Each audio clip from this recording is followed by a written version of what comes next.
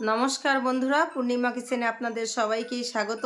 শীতের সন্ধ্যায় একটা ছোলার সালাদ নিয়ে আসলাম। কিভাবে করি প্রথম থেকে শেষ পর্যন্ত দেখতে থাকেন। খুবই মজাদার একটা রেসিপি, একবার খেলে বারবার খেতেই মন চাবে।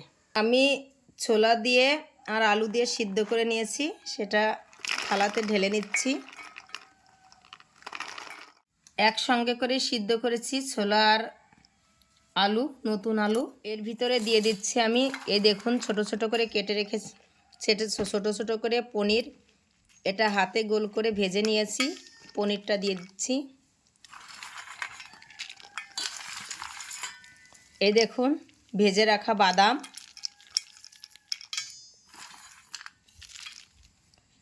এবার সুন্দর করে কুচিয়ে রেখেছি এখানে টমেটো, কাঁচা লঙ্কা, ধনেপাতা আর শসা, এখানে দেখুন লবণ।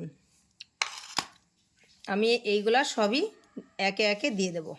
ধনেপাতা, টমেটো, শসা, কাঁচা লঙ্কা, আর আমি একটা স্পেশাল মশলা করে রেখেছি, এটা এই মশলা গুঁড়োটা দিয়ে দেব। সব শেষে দিয়ে দিচ্ছি এই দেখুন তেঁতুল জল, টকের জন্য। এই সালাদটা কিন্তু টক না হলে ভালো লাগবে না। এবার সুন্দর করে মাখিয়ে নেব। দেখুন কি সুন্দর করে সব কিছু একসঙ্গে করে মাখিয়ে নিয়েছি, সুন্দর একটা ফ্লেভার। এবার খেয়ে দেখব আসলেই ফাইনালি কেমন টেস্ট হয়েছে।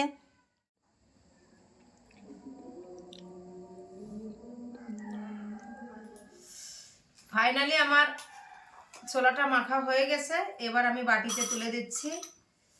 এবার খাবারের পালা, খেয়ে দেখুক কেমন টেস্ট হয়েছে। আমি নিজেও খাবো, কারণ এটা সম্পূর্ণই নিরামিষভাবে বানিয়েছি। নিরামিষ খাবারগুলো কিন্তু খাওয়াই যায়। আজকে ছোলা মাখা খাওয়ার কিন্তু অনেক দর্শক, এই জন্য আগে অল্প করেই দেব। যদি সবার দিয়ে বাসে তবে আবার বেশি করে নেব। এটা রেখে দিলাম, এবার খাবার পালা। কি সুন্দর ফ্লেভার, আহ হুম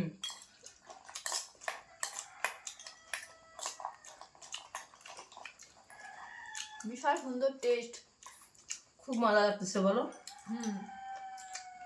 হালকা হালকা ঘ্রাণ বেরোচ্ছে, ঘ্রাণেই অর্ধভোজন হয়ে যাচ্ছে। এই দেখুন এই পনিরটা কি সুন্দর মচমচে করে ভাজা, তো মানে গালে দিলে সেই লাগছে। তারপরে তেঁতুল জল, টক, আহ আপনারা না খেলে বুঝবেন না, করে খেয়ে দেখেন।